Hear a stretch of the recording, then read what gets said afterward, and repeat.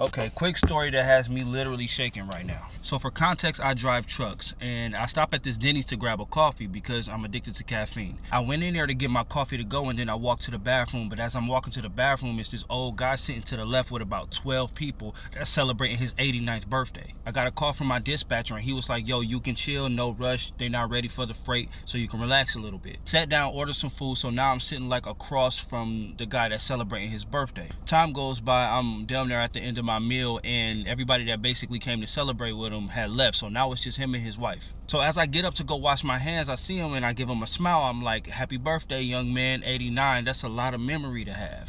Here's the thing, I don't even know why I said that. He could have had Alzheimer's. I'm not even sure what I meant by that. Like, but that's what I said. And he said, well, thank you, young man. And he smiled and he kind of just stared at me and I just walked back there and washed my fucking hands. So I come back and his wife is gone. She's talking to some other lady that goes to the same church they do. And he sees me, he says, come here, come here, come here.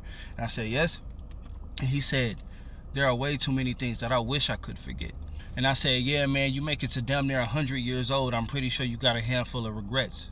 And he looked at me with the most serious look ever and said, you have no idea. Well, now I'm curious. Do tell. He said, you know, I used to be a firefighter through the 60s and 70s. I said, that's what's up. That's a very commendable job. And he said, yeah, it should be. He said the 60s and 70s was a different time in every way possible. You know that, right? And I'm just like, yeah, no shit. He said, back in those times, I was a way different man, and who knew that we'd get to the point where we are in society today, and I'd be feeling the way I'm feeling about the decisions that I made back in those times. So I'm like, man, if you won't fucking tell me, bro.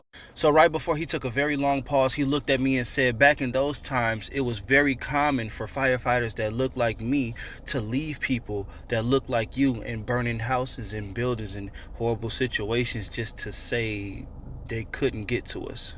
He said more times than he'd like to admit, he would hear screaming black people and children in burning buildings and houses and apartments and stores and cars, and he would literally just pretend he didn't hear it.